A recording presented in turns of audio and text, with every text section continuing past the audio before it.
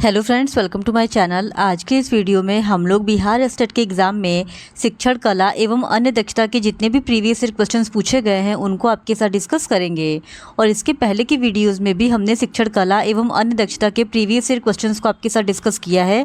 अगर अभी तक आपने उन वीडियोज़ को नहीं देखा है तो उन वीडियोज़ का लिंक आपको डिस्क्रिप्शन बॉक्स में मिल जाएगा, आप उन्हें जाके देख सकते हैं। तो बिना देरी किए चलिए आज का ये वीडियो स्टार्ट करते हैं। तो आज की इस वीडियो में हम लोग 13 सितंबर 2023 के शिफ्ट 1 में पूछे गए शिक्षण कला एवं अन्य दक्षता के क्वेश्चंस का ही डिस्कशन करेंगे। तो क्वेश्चन नंबर 1 है, यदि कोई बच्चा कक्षा में उत्तर देने में विफल रहता है तो शिक्षक। तो इस क्वेश्चन का सही जवाब है ऑप्शन डी, उसकी असफलता का कारण समझे। यदि कोई बच्चा कक्षा में असफल होता है तो शिक्षक को प्राय उसके असफल होने के कारण को जानना चाहिए। फिर क्वेश्चन नंबर 2, छात्रों की भागीदारी सुनिश्चित करने के लिए हम डैश उपयोग करते हैं। तो इस क्वेश्चन का सही जवाब है ऑप्शन सी, चर्चा विधि। छात्रों की भागीदारी को सुनिश्चित करने के लिए हमें कक्षा में चर्चा विधि का उपयोग करना चाहिए। फिर क्वेश्चन नंबर 3, इनमें से एक सहकारी शिक्षण का सिद्धांत नहीं है। तो इस क्वेश्चन का सही जवाब है ऑप्शन ए, सकारात्मक श्रुतलेख। सकारात्मक श्रुतलेख एक सहकारी शिक्षण का सिद्धांत नहीं है। फिर क्वेश्चन नंबर 4, विशिष्ट आपत्तियों को लिखने के लिए डैश क्रिया का प्रयोग इसे बनाता है। तो इस क्वेश्चन का सही जवाब है ऑप्शन डी, उपरोक्त सभी। किसी विशेष आपत्ति को लिखने के लिए जो क्रिया का प्रयोग किया जाता है वह प्राय मापने योग्य, कार्रवाई उन्मुख एवं विशिष्ट होना चाहिए, क्योंकि ऐसी ही क्रियाओं से उस आपत्ति को जानने में सहायता मिलती है कि वह कितनी अधिक या कम है। फिर क्वेश्चन नंबर 5, किसी कार्य के लिए अनुक्रम स्थापित करने की प्रक्रिया है। तो इस क्वेश्चन का सही जवाब है ऑप्शन ए, उद्देश्य। किसी कार्य का क्रम स्थापित करने में जिस प्रक्रिया का उपयोग किया जाता है उसे उद्देश्य कहते हैं। फिर क्वेश्चन नंबर 6, भ्रमण विधि का विकास। तो इस क्वेश्चन का सही जवाब है ऑप्शन डी, उपयुक्त सभी। भ्रमण विधि का विकास सहयोगात्मक अभिवृत्ति, रचनात्मक संकाय एवं प्रत्यक्ष ज्ञान से होता है। फिर क्वेश्चन नंबर 7, सभी बच्चों में सीखने की क्षमता खुली है। तो इस क्वेश्चन का सही जवाब है ऑप्शन सी, फ्रोबेल। सभी बच्चों में सीखने की क्षमता खुली होती है, यह फ्रेडरिक फ्रोबेल द्वारा कहा गया है। और फ्रोबेल एक जर्मन शिक्षक थे जिन्होंने किंडरगार्टन विधि का आविष्कार किया था। फिर क्वेश्चन नंबर 8, इनमें से एक शिक्षण की त्रिध्रुवी प्रक्रिया का केंद्र बिंदु नहीं है। तो इस क्वेश्चन का सही जवाब है ऑप्शन ए, शिक्षण विधियाँ। शिक्षण विधियाँ शिक्षण की त्रिध्रुवी प्रक्रिया का केंद्र बिंदु नहीं है। त्रिध्रुवी या 3 आयामी को जॉन डीवी के द्वारा प्रतिपादित किया गया था और इसमें 3 चीज़ें शामिल होती हैं, पहला शिक्षक, दूसरा छात्र और तीसरा सामग्री। इसमें शिक्षण विधियाँ शामिल नहीं होती हैं। फिर क्वेश्चन नंबर 9, किसी पाठ को पढ़ाने के लिए शिक्षक द्वारा बनाई गई योजना कहलाती है। तो इस क्वेश्चन का सही जवाब है ऑप्शन बी, पाठ योजना।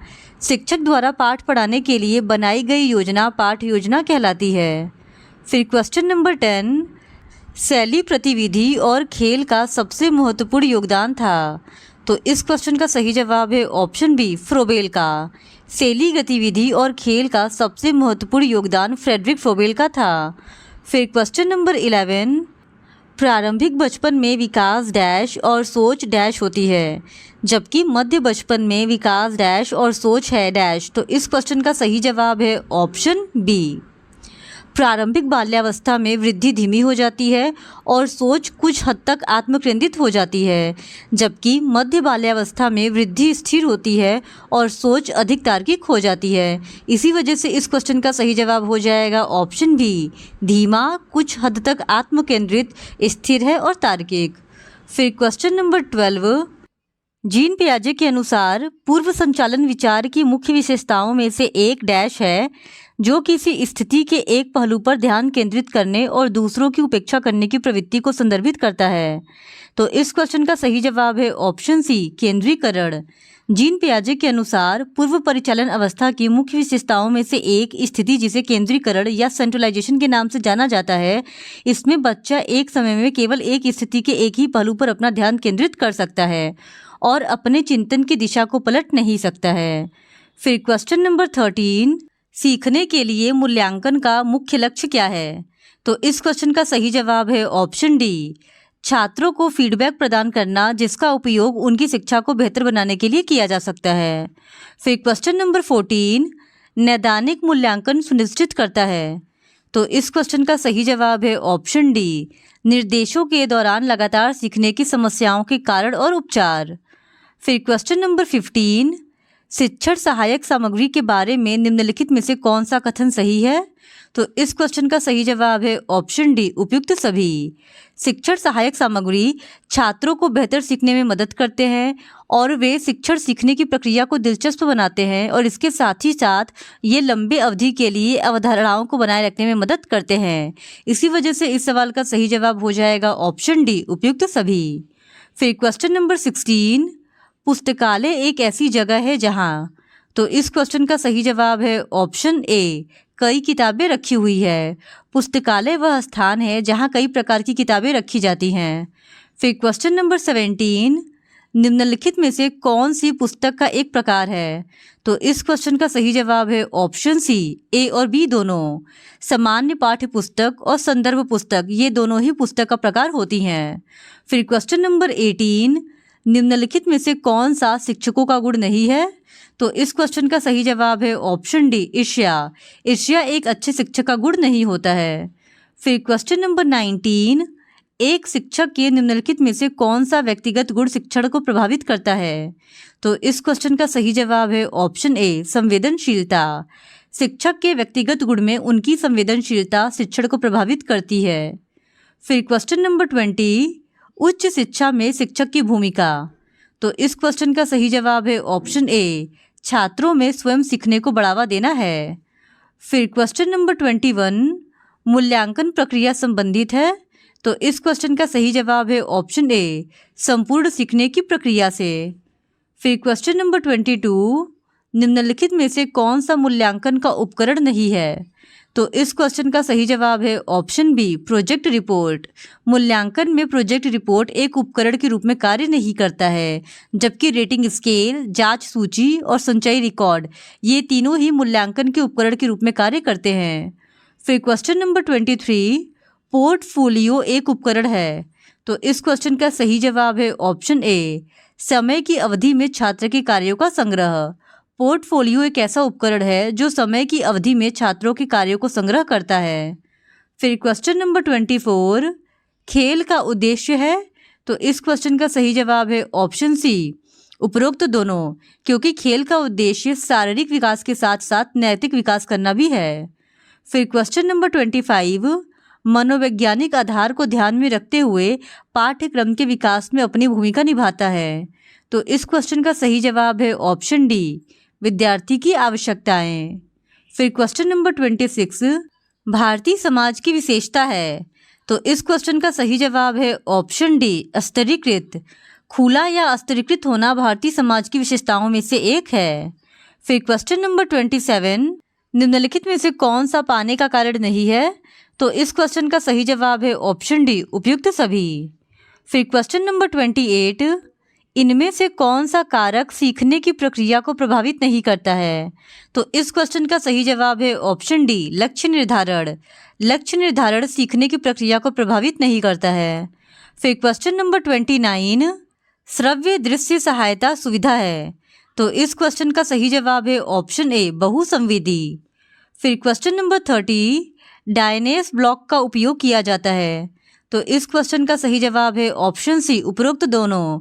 डायनेस ब्लॉक का उपयोग जोड़ एवं घटाव दोनों के लिए किया जाता है। फिर क्वेश्चन नंबर 31, लाला लाजपत राय को निम्नलिखित नामों से भी जाना जाता है। तो इस क्वेश्चन का सही जवाब है ऑप्शन डी, शेरे पंजाब। लाला लाजपत राय को शेरे पंजाब तथा पंजाब केसरी के नाम से भी जाना जाता है और ये भारत के महान स्वतंत्रता सेनानियों में से एक थे। फिर क्वेश्चन नंबर 32, निम्नलिखित में से किस मानसून के कारण भारत में अधिकांश वर्षा होती है? तो इस क्वेश्चन का सही जवाब है ऑप्शन बी, दक्षिण पश्चिम की मानसून। भारत में सर्वाधिक वर्षा दक्षिण पश्चिम मानसून से होती है। फिर क्वेश्चन नंबर 33, विश्व में इंटरनेट उपयोगकर्ताओं की संख्या सबसे अधिक किस देश में है? तो विश्व में इंटरनेट उपयोगकर्ताओं की संख्या सबसे अधिक चीन में है, यानी ऑप्शन ए इस सवाल का सही जवाब है। फिर क्वेश्चन नंबर 34, बिहार में किसके नेतृत्व में सर्वदलीय दल ने साइमन कमीशन का बहिष्कार किया? तो इस क्वेश्चन का सही जवाब है ऑप्शन ए, अनुग्रह नारायण सिंह। बिहार में अनुग्रह नारायण सिन्हा के नेतृत्व में सर्वदलीय दल ने साइमन कमीशन का बहिष्कार किया था और साइमन कमीशन 1928 ईस्वी में भारत में आया था। फिर क्वेश्चन नंबर 35, CERT की हालिया अधिसूचना के अनुसार साइबर घटनाओं का पता चलने के बाद रिपोर्ट करने की समय सीमा क्या है? तो इस क्वेश्चन का सही जवाब है ऑप्शन डी, 6 घंटे। फिर क्वेश्चन नंबर 36, कांस्य एक मिश्र धातु है जो निम्नलिखित को पिघलाकर बनाई जाती है। तो इस क्वेश्चन का सही जवाब है ऑप्शन बी, टीन और कॉपर को। कांसा जो एक प्रकार की मिश्र धातु है, यह टीन और कॉपर को पिघलाकर बनाई जाती है। फिर क्वेश्चन नंबर 37, निम्नलिखित में से हाथियों के बारे में सही कथन चुनें। तो पहला स्टेटमेंट है, 3 महीने के हाथी के बच्चे का वजन आमतौर पर लगभग 100 किलोग्राम होता है। दूसरा स्टेटमेंट है, एक वयस्क हाथी एक दिन में 200 किलोग्राम से अधिक पत्तियां और टहनियां खा सकता है। स्टेटमेंट सी, हाथी बहुत आराम नहीं करते, वे दिन में केवल 2 से 4 घंटे ही सोते हैं। जबकि स्टेटमेंट 4 है, हाथियों को कीचड़ और पानी से खेलना पसंद है। तो कौन सा स्टेटमेंट सही है, हमको ये बताना है। तो इस सवाल का सही जवाब हो जाएगा ऑप्शन ए, सी और डी, यानी केवल स्टेटमेंट सी और स्टेटमेंट डी ये दोनों ही सही जवाब होंगे। फिर क्वेश्चन नंबर 38, बिहार के लोगों के लिए मधुमक्खी पालना कार्यक्रम शुरू करने के लिए वर्ष की सर्वोत्तम अवधि निम्नलिखित में से चुनें। तो इस क्वेश्चन का सही जवाब है ऑप्शन बी, अक्टूबर से दिसंबर।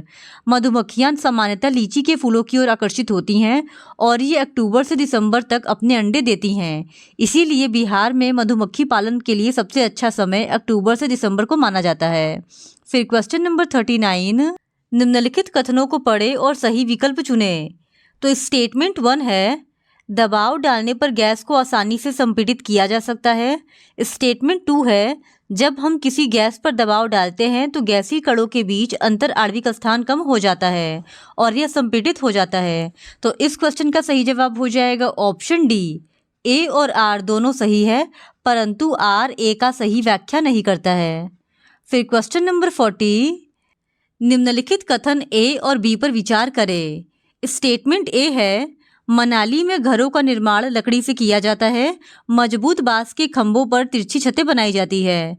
जबकि स्टेटमेंट बी है, मनाली में बहुत अधिक बारिश और बर्फबारी होती है।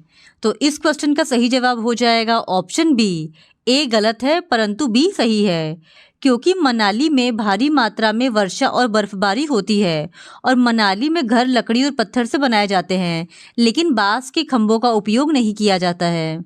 फिर क्वेश्चन नंबर 41, बच्चों में गणित के प्रति सराहना विकसित करने के लिए एक शिक्षक कक्षा में निम्नलिखित गतिविधियां करता है, वह चुने जो उसके उद्देश्य को प्राप्त करने में प्रभावी नहीं है। तो इस क्वेश्चन का सही जवाब हो जाएगा ऑप्शन बी, वह हमेशा उस छात्र की प्रशंसा करती है जो सत्रांत परीक्षा में कक्षा में उच्चतम अंक प्राप्त करता है। फिर क्वेश्चन नंबर 42, गणित की प्रकृति के बारे में निम्नलिखित में से कौन सा कथन सबसे उपयुक्त है?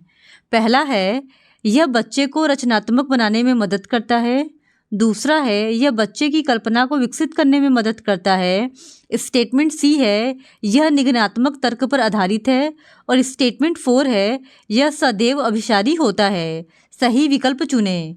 तो इस क्वेश्चन का सही जवाब हो जाएगा ऑप्शन बी, यानी ए, बी और सी ये तीनों ही स्टेटमेंट सही है, जबकि स्टेटमेंट डी जो है ये सदैव अभिसारी होता है, ये गलत है। फिर क्वेश्चन नंबर 43, निम्नलिखित में से किसने गणितीय खगोल विज्ञान के क्षेत्र में कार्य किया है? तो इस क्वेश्चन का सही जवाब है ऑप्शन बी, आर्यभट्ट। आर्यभट्ट ने गणितीय खगोल विज्ञान के क्षेत्र में काम किया है। आर्यभट्ट एक महान गणितज्ञ और खगोल विज्ञानी थे। फिर क्वेश्चन नंबर 44, एक सब्जी विक्रेता 60 रुपये प्रति किलोग्राम पालक बेच रहा था। सोनू ने 350 ग्राम पालक खरीदा, जिसके लिए सब्जी विक्रेता ने सोनू से 21 रुपये, 6 रुपये प्लस 6 रुपये प्लस 6 रुपये और 3 रुपये लिए। सब्जी विक्रेता द्वारा उपयोग किए गए गणितीय कौशल के संबंध में निम्नलिखित में से कौन सा कथन सत्य है? सही विकल्प चुनें। तो पहला स्टेटमेंट है, यह गणितीय कौशल अस्पष्ट है। स्टेटमेंट बी है, यह कौशल कक्षा में गणितीय समस्याओं को हल करने के लिए उपयुक्त नहीं है। स्टेटमेंट सी है, ऐसे कौशल गणितीय समस्याओं को हल करने के लिए वैकल्पिक तरीकों को विकसित करने में सहायक होते हैं। तो हमको बताना है कि कौन सा स्टेटमेंट सही है। तो इस सवाल का सही जवाब हो जाएगा ऑप्शन ए, यानी केवल स्टेटमेंट सी ही सही है। यह गणितीय कौशल अस्पष्ट है। फिर क्वेश्चन नंबर 45, निम्नलिखित में से कौन सा कथन सही नहीं है। तो इस क्वेश्चन का सही जवाब है ऑप्शन ए, छात्रों की त्रुटियों को नज़रअंदाज किया जाना चाहिए क्योंकि गलतियां इंगित करने से वे हतोत्साहित होंगे। फिर क्वेश्चन नंबर 46, सोमवार, अप्रैल, शुक्रवार, उसके बाद क्वेश्चन मार्क। तो हम लोगों को बताना है कि जिस तरह सोमवार का संबंध शुक्रवार से है, वैसे ही अप्रैल का संबंध इनमें से कौन से ऑप्शन से होगा। तो इस क्वेश्चन का सही जवाब हो जाएगा ऑप्शन सी, अगस्त। जिस प्रकार सोमवार के बाद चौथा दिन शुक्रवार का होता है, उसी प्रकार अप्रैल के बाद चौथा महीना अगस्त का होता है। फिर क्वेश्चन नंबर 47, वह शब्द चुने जो समूह के अन्य शब्दों से सबसे कम मिलता जुलता हो। तो इस क्वेश्चन का सही जवाब है ऑप्शन डी, कान।